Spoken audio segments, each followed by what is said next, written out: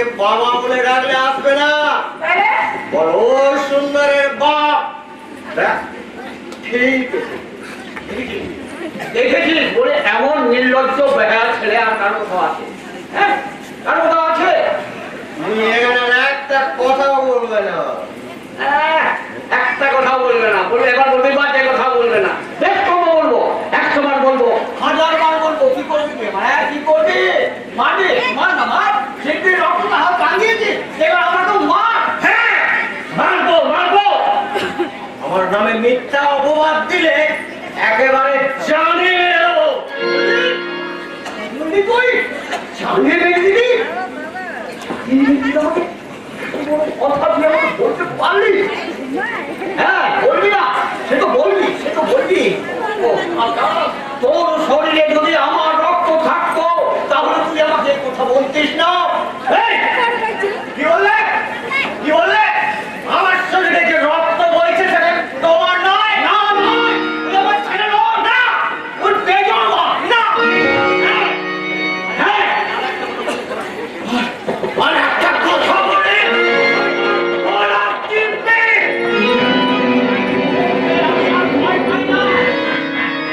25 বছর ধরে যে কথা ছাই চাপা দিয়ে রেখেছিলাম সে কথা জোর গলায় বলছি। শোন, তোর আসল বাবাকে জানিস? জানিস তোর আসল বাবাকে? তোর আসল বাবা ওই লালচাঁদ ঠাকুর। লালচাঁদ ঠাকুর আমার স্ত্রী তোর মায়ের সঙ্গে ছিল। ওই লালচাঁদ ঠাকুরের অবৈধ সম্পর্ক। তুই সুন্দর, তুই তুই বলো না, বলো না, তুমি আর বলো না।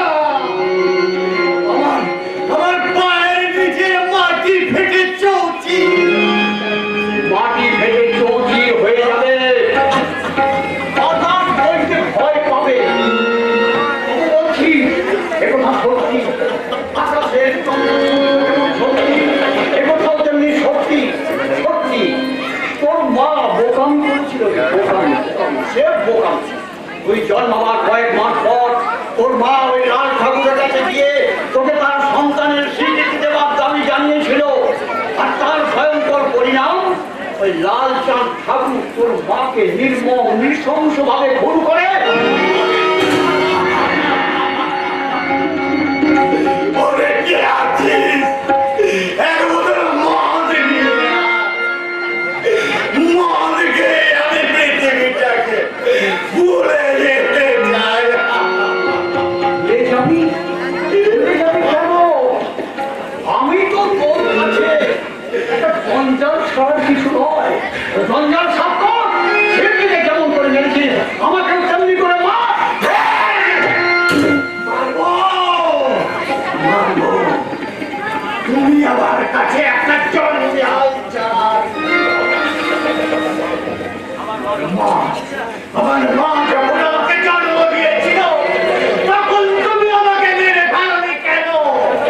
কেন এই লালচাঁদ ঠাকুরের অবৈধ সন্তানকে বাঁচিয়ে রেখেছো? বলো, বলো। তুমি তুমি নির্মম, তুমি নিষ্ঠুর। সারা পৃথিবীর মানুষের কাছে আমার পরিচয় করবে আমি বেজন মা, আমি বেজন মা। সবার আগে তোমাকে আমি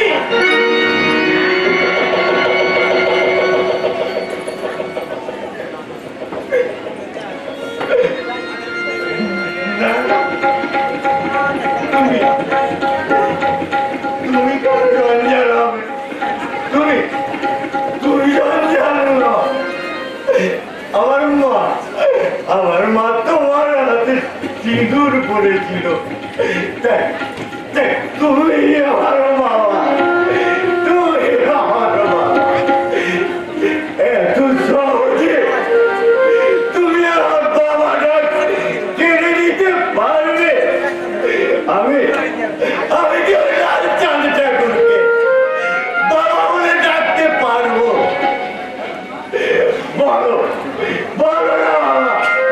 তুমি আমার বাবা, আমার বাবা তুমি। আমার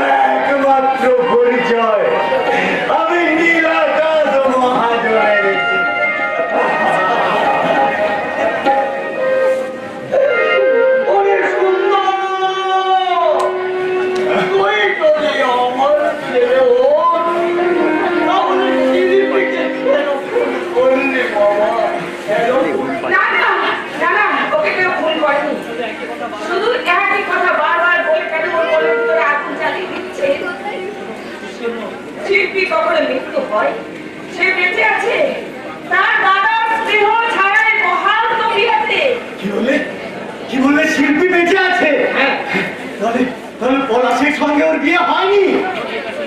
বিয়েটা ছিল একটা লোক দেখানো মাত্র। বিয়ের পর তাকে বিদেশের বাজারে বিক্রি করা হতো। তুমি কীর্তিকে বিয়ের পর বিদেশের বাজারে বিক্রি করা হতো? তার মানে তো বিয়ে গেছে। সেইটাকে বলো না, সেইটাকে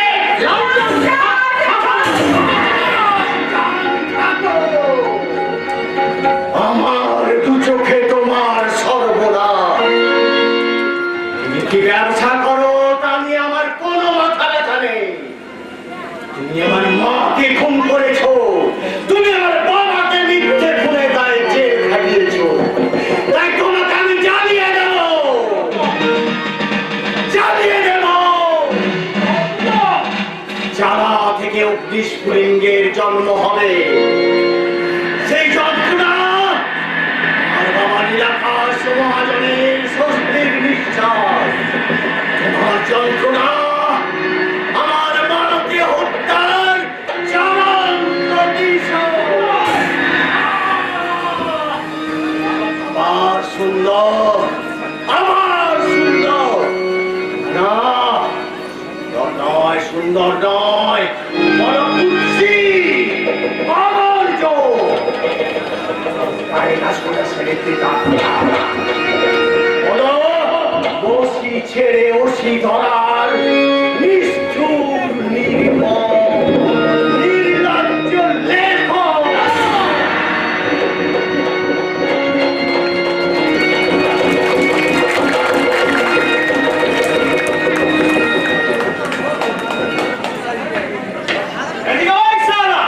অনেক গুণের গুণময় তুই।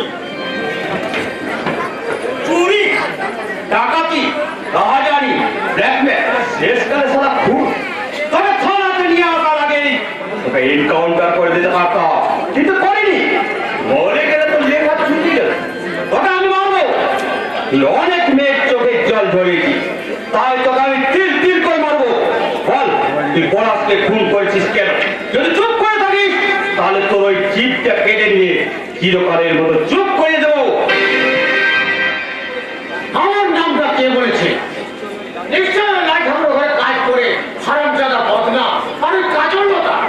যদি একবার ছাড়া পায় তাহলে ওদের দুটোর গলায় আমি কোর্ট চালিয়ে দেবো।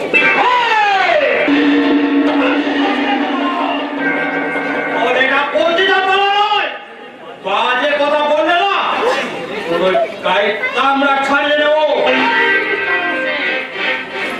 আমার গায়ে হাত দেবেন না বলে লাফলাম আমার চিঠি। আমার নাম কালীচরণ। আপনার মতো পুলিশ অফিসারকে খালাস করে দিতে আমার 2 মিনিট সময় লাগে। কি বললি? আমাকে খালাস করে দিবি? তবে রে শুয়োরের বাচ্চা, কে তাকে খালাস করে দেয়?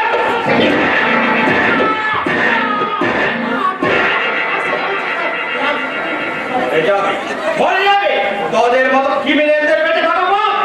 তোরা পাপের দুনিয়া সৃষ্টি করিস, তাই তোকে আমি একেবারে শেষ করবো।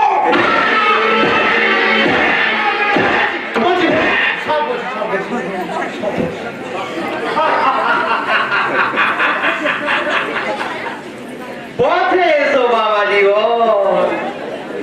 আপনার খুব লেগেছে তাই না স্যার? এমন করে মারবে কান্না লাগে বলুন তো স্যার। আরে একটু দেখে শুনে মারবেন তো। হ্যাঁ বল বাবা বল, পলাশকে খুন করেছিস কে? আমি সেই রাতে ওকে খুন করতে গিয়েছিলাম, কিন্তু আমি ওকে খুন করতে পারিনি।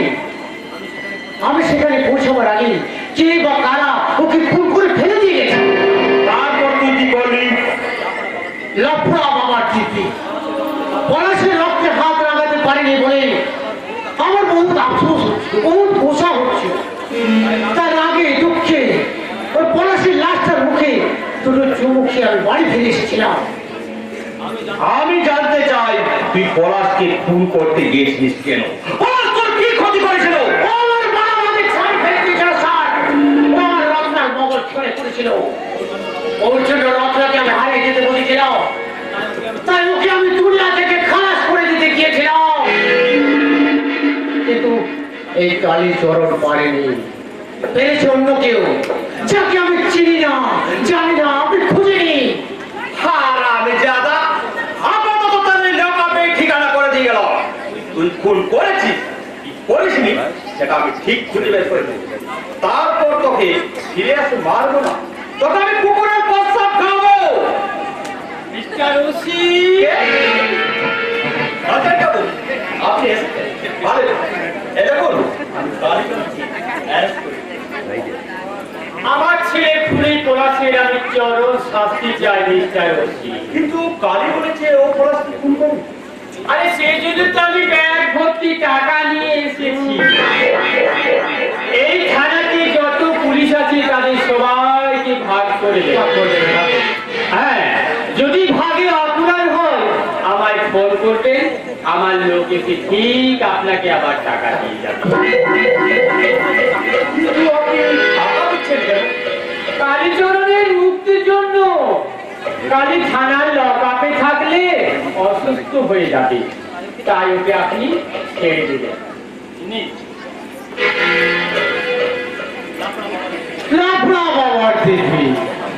সত্যি আপনি গ্রেট লাল ঠাকুর, সত্যি আপনি গ্রেট।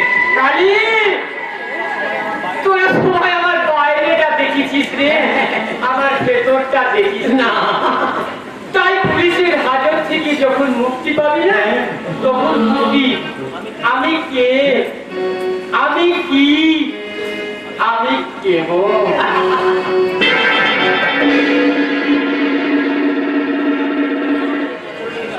ওর আমি হাত পা খুলে দিচ্ছি, আপনি এখনই সঙ্গে করেন।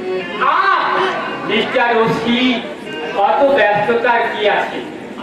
আজকে দিনটা কালী এখানে থাক, কাল ভোর হওয়ার আগে, কেউ কিছু জানবার আগে আপনি ওকে ছেড়ে দেবেন।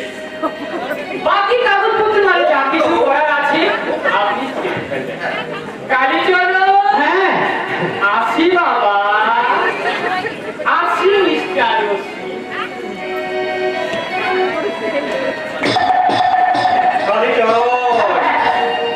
সব শুনলি তো? আর তো দুর্ভাবনার কোনো কারণ নেই। লাল ঠাকুরের কথা মতো আগামীকাল ওর হবার আগে এই থানার লকআপ থেকে নয়, একেবারে তোকে পৃথিবী থেকে তোকে মুক্তি দিব।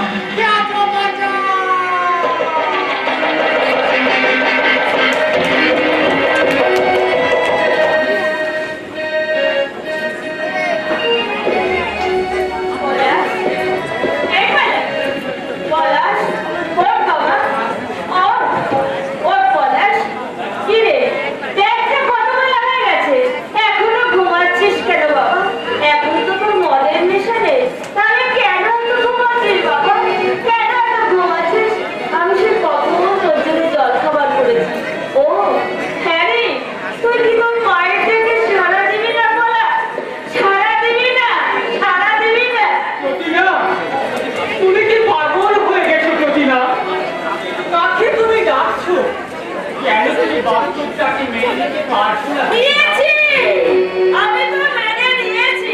শিল্পীর সঙ্গে পলাশের বিয়ে হলে তো কি হয়েছে? আমি তার থেকে অনেক সুন্দর মেয়ে দেখে আমি ওর পলাশের সঙ্গে তো বিয়ে দেবো। কেন তুমি মেনে নিতে পারছো না যে নিষ্ঠুর ঘাতক আমাদের কাছ থেকে আমাদের পলাশকে কেড়ে নিয়েছে? তুমি বলো না আমারও মিথ্যা, শুধু একটি বারের জন্য তুমি আমার পলাশকে আমার কাছে এনে দাও না।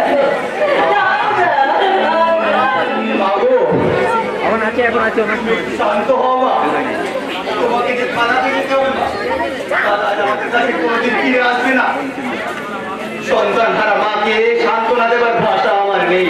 তবু তবু কি তুমি পারো না আমাকে কাছে পেয়ে তোমার চোখের জল মুছে নিতে? ওরে শিবু, নারী ছেড়া ধন একবার হারিয়ে যায়, তার চোখের জল কি এত সহজে শুকিয়ে যায় বাবা? বাবু, আমাদের কত সাথ ছিল, দাদার সঙ্গে শিল্পীর বিয়ে হবে, শুরু হবে এবারে এক নতুন অধ্যায়। অধ্যায় শুরু হয়েছে শিবু, সে অধ্যায় বেদনায় ভোগা বিষয়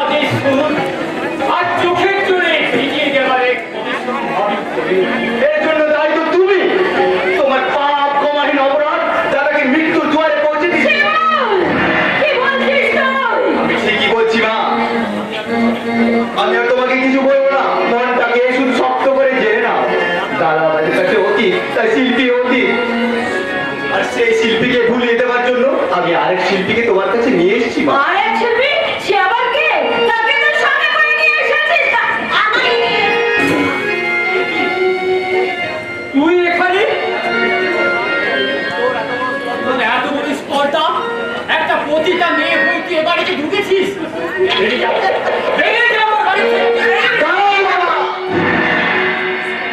তুমি ওর হাত ধরে এ বাড়ি থেকে বের করে দিতে পারবে না, কারণ ওর স্মৃতিতে আছে আমার হাতের সিঁদুর।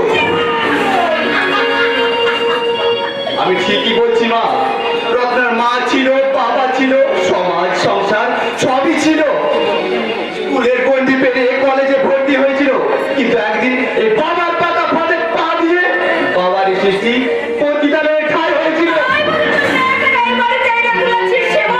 হ্যাঁ মা, এনেছি। তুমি শুনে আশ্চর্য হয়ে যাবে। আমার বাবা প্রতি রাতে এই মেয়েটিকে দাদার ভোগের সামগ্রী করে তুলেছিল।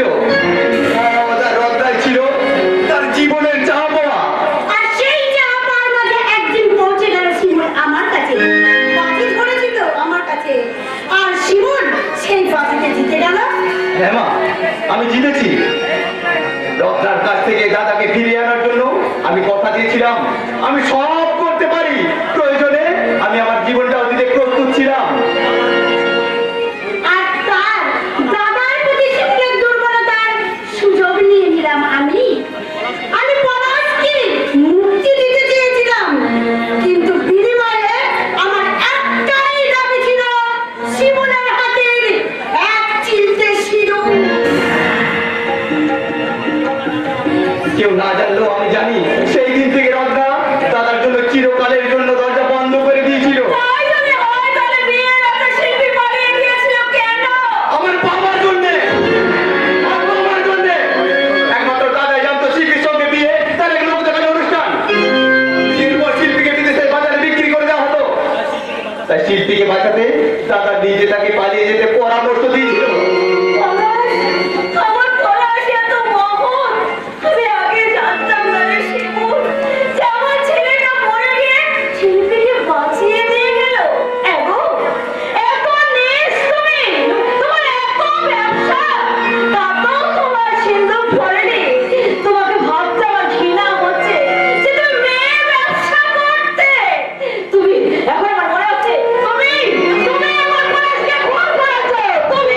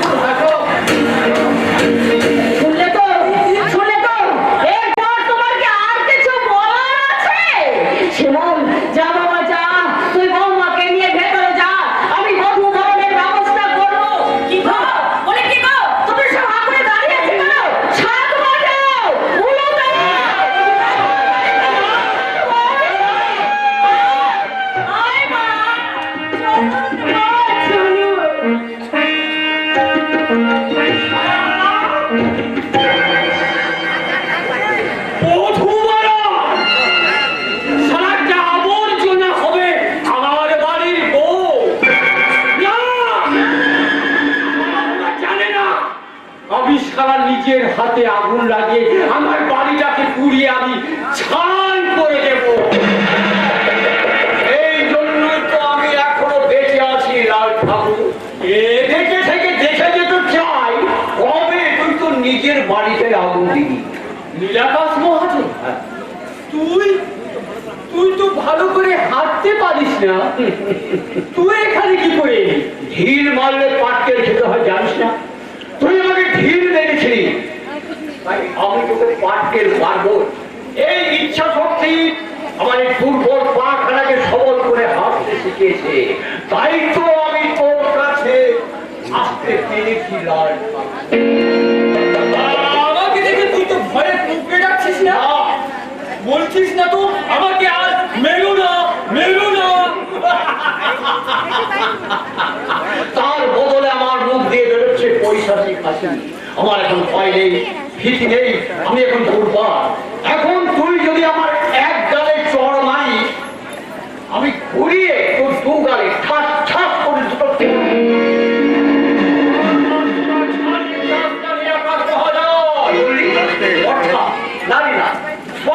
আমি এখন ছাড়াইনি, তবে এবার ছাড়াবো। তোর বাড়িতে দাঁড়িয়ে শিমুলের বউকে আশীর্বাদ করে ওর পতিতার নামটা মুছিয়ে দিয়ে যাবো রে। বেরিয়ে যাবো বাড়ি থেকে।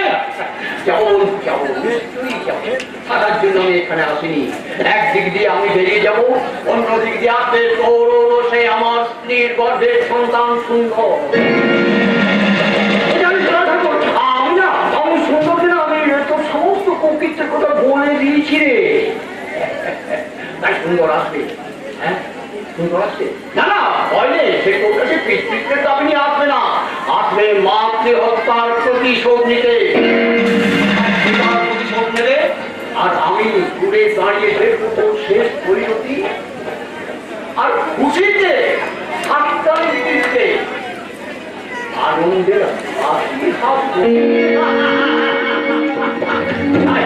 তোর বাড়িতে গিয়ে আমি শিমুলের বউকে আশীর্বাদ সে দেয়া চিন্তা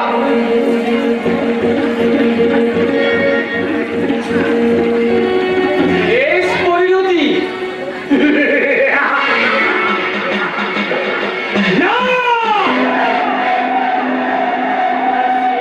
পরিণতি নয়, শেষ কাজ বাকি। আলচার ঠাকুর তো কোনো প্রমাণ রেখে কাজ করে না, তবে কিসের আবার শেষ পরিণতি? বিষাক্ত কালকলকের ছবল ও সারা শরীরটা না নীল হয়ে যায়।